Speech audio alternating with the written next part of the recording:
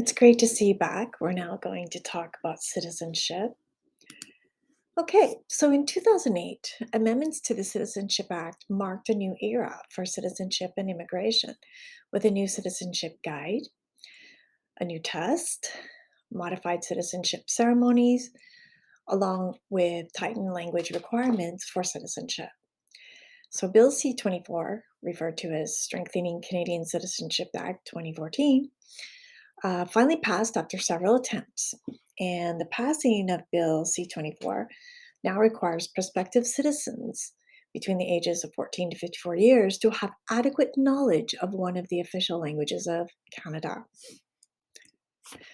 Okay, so language acquisition and high stakes testing um, is really the dominating force in this process of citizenship. So instead of focusing on the social justice aspects of language acquisition, the focus of language became technical.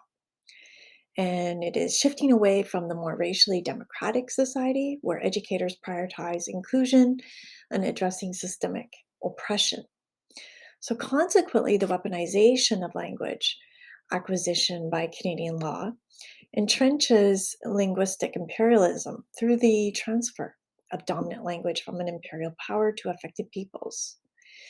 So, the link to the residential school model is evident in the way the imperial power forced Indigenous children into residential schools to learn the colonial language, primarily English, and become acculturated into its identity. So, as a means to legitimize political status, racial and ethnic identities, gender, and socioeconomic class, language acquisition attributes power and privilege to those who speak the colonial languages of English and French. It also has links to language based discrimination. So today, the amended Citizenship Act requires non native English speaking prospective citizens to obtain an upper beginner, lower intermediate English language accreditation of CLB4 in speaking and listening to apply for citizenship. This approach to official language acquisition favors native English and French speaking applicants. It makes it more difficult for non English and French speaking applicants, those with less education and those who speak oral languages, to pass the test. Furthermore, the new amendments removed access to a hearing with a citizenship judge for those with insufficient language skills. So, the Discover Canada Study Guide, hereinafter referred to as the guide, that's how I'll refer to it throughout my my workshop, is a government mandated material that informs the citizenship test. The guide is 66 pages long, and its contents and language level are more advanced at CLB 6 and 7 area.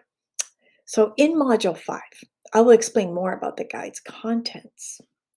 But in summary, for the purposes of this section, the guide contains false narratives that idealize monarchy, colonialism, and the heteronormative family. There's also a peacekeeping theme of benevolence and white saviorship that is also prevalent. Indigenous erasure and externalization of gender violence as an imported problem brought in by newcomers are also featured among celebrations of war, police, and military. It is undisputed that the guide's content is complex and requires advanced vocabulary to understand concepts such as habeas corpus and the Magna Carta. Most Canadian born citizens would fail a test. When it was launched in 2009 2010, the passing mark was raised from 60 to 75%, with more than 25 to 30% of applicants failing the test. 12 years later, the failure rate is between 15 to 20%. Furthermore, there are only 2 opportunities to pass the written test. After 2 failed attempts, one must submit to an oral interview with a citizenship officer. The basis of the test is on acquiring an official language and reproducing the guide. Those who fail live in Canada precariously as permanent residents. As observed under the Harper government, conditions change. Therefore, permanent residency is not secure.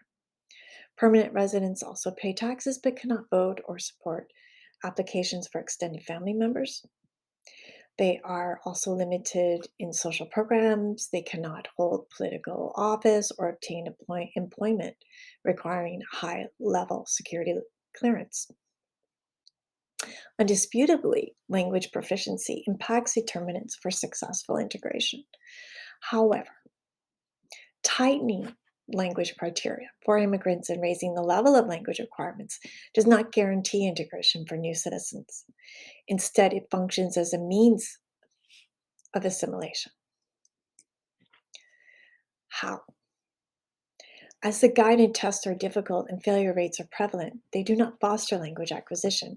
Instead, the nature of the test reduces linguistic integration, causing some newcomers to delay citizenship, lowering their investment into learning English or French for socio and economic integration.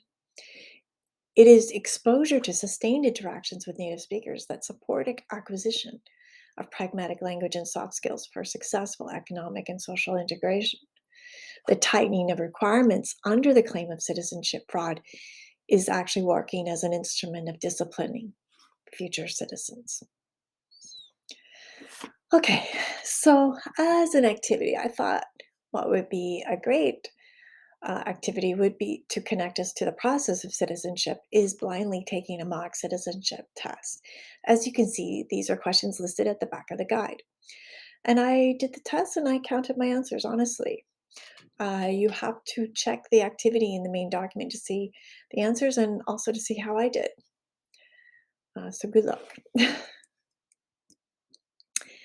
I want to thank you for listening and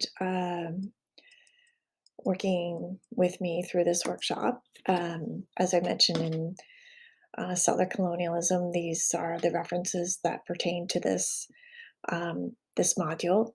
And I also hope to see you in Module 4, where we talk about the TRC, the Truth and Reconciliation Commission, and their calls to action and how they connect with English language learning and the citizenship guide.